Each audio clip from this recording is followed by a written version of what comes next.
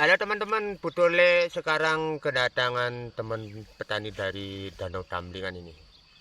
Ya, mungkin dia itu kangen sama Putole. Apa ya yang mau dibicarakan ya? Apa sih adik petani ini tumben lewat sini ya? Nah ini karena saya sering lihat videonya Pak Putu ini ya, sangat mengedukasi, membantu saya dalam artian cara bertani peri ya. Yang ingin menanyakan kenapa sih Pak Putu ini selalu menanam peri dan peri gitu, bagaimana? Ya ini Putole ini dari tahun 2002 sudah berkecimpung ke tanaman peri Bali namanya. Karena dengan peri Bali saya selaku petani nih bisa kontinuitas. Karena Putole ini memandang peri Bali itu sangat gampang memeliharanya, apalagi hotel itu terbuka. Ya sekarang ini masih sih laku karena peri Bali ini, kenapa Putole menanam peri Bali? Karena hanya satu-satunya di Pulau Bali, sepengetahuan Putole, peri Bali ini hanya ada di sini. Begitu, adik.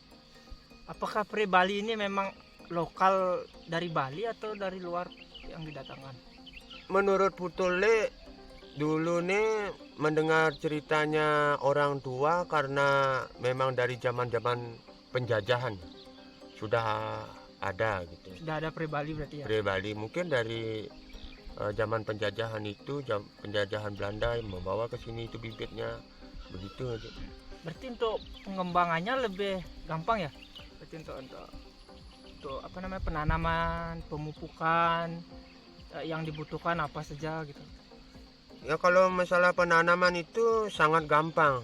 Yang penting kita tuh rutin dari semprotnya, dari pemupukan itu. Kalau peri Bali itu, kalau pandangan Putole itu gampang banget. Dan gitu sebelum pandemi pasarnya sangat luas sampai masuk ke hotel-hotel gitu.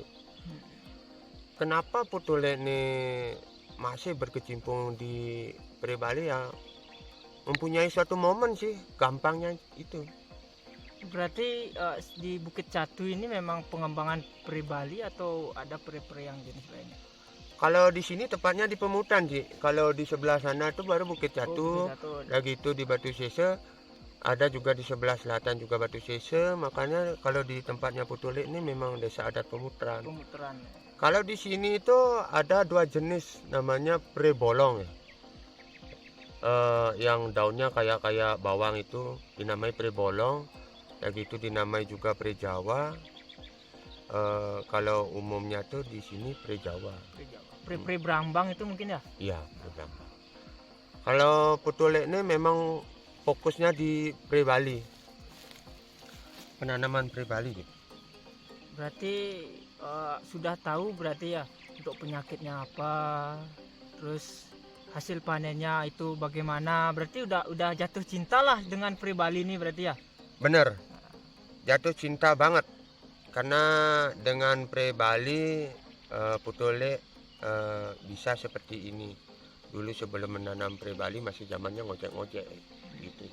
Berarti peri Bali dapat mengantarkan Putole sampai saat ini berarti ya? Iya. Sangat bagus berarti perkembangan peri Balinya berarti. Walaupun situasi seperti sekarang ini ya, pandemi, apakah peri Bali itu masih tetap bisa terjual dengan lancar, atau ada perubahan pikiran misalnya ingin merubah ke tanaman-tanaman yang lain? Pingin sih pingin, makanya juga saya tuh menanam juga uji coba kayak ini strawberry, tapi tanaman pokok itu di peri Bali. Kenapa sih Putole ini masih bertahan di peri Bali ya? Karena satu-satunya tanaman yang mempunyai ikon itu adalah peri Bali. Karena peri Bali ini tidak bisa ditanam tumbuh subur itu ya. Ditanam tumbuh subur tuh kayak tanaman lain itu tidak bisa di tempat lain. Kalau di sini tuh mungkin karena tanahnya lempung berpasir, sangat cocok tumbuh subur di sini. Berarti dari situ mungkin ya apa namanya Pak Putunya memang benar-benar menekuni apa namanya penanaman peri ini berarti ya. Iya. Jadi untuk penjualannya itu seperti apa Pak? Kalau penjualannya tuh ya kita tuh bikin 5 kilo 5 kilo di pasar. Untuk saat ini cuman pasar lokal, pasar Batu Diti. Kalau dulu sebelum pandemi itu masuk hotel, restoran, itu ya sangat menjanjikan pada saat sebelum pandemi. Berarti kebutuhan itu berarti cukup banyak sebelum pandemi ini ya berarti ya. Ya cukup lumayan, karena di hotel itu yang lebih masuk ketimbang pre-bolong. Kalau zaman sekarang pre-bolong yang lebih masuk ketimbang pre-Bali. Kebalik, hanya lebih laris pre-bolongnya sekarang.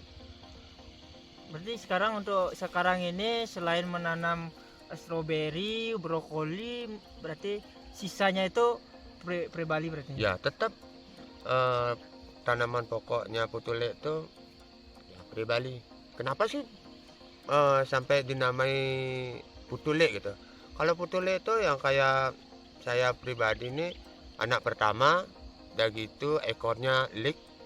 Kalau pre bawang daun gitu tuh ya bahasa Inggrisnya kan lik. Ya kita namai Putu Lek. Berarti sebagai ikon sendiri berarti Ya, ya. Untuk teman-teman untuk mengingatnya. Ya untuk mengingat seorang Putu Lek.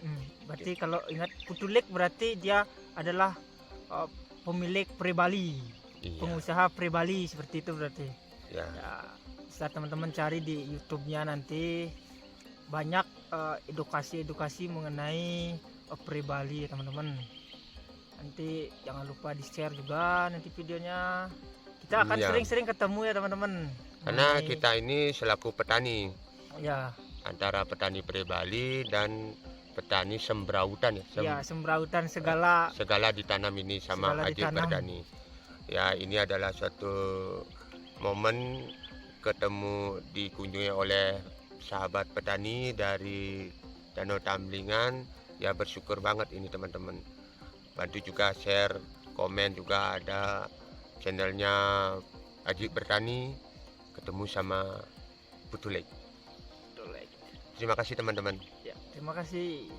Sampai jumpa di video selanjutnya. Rahayu.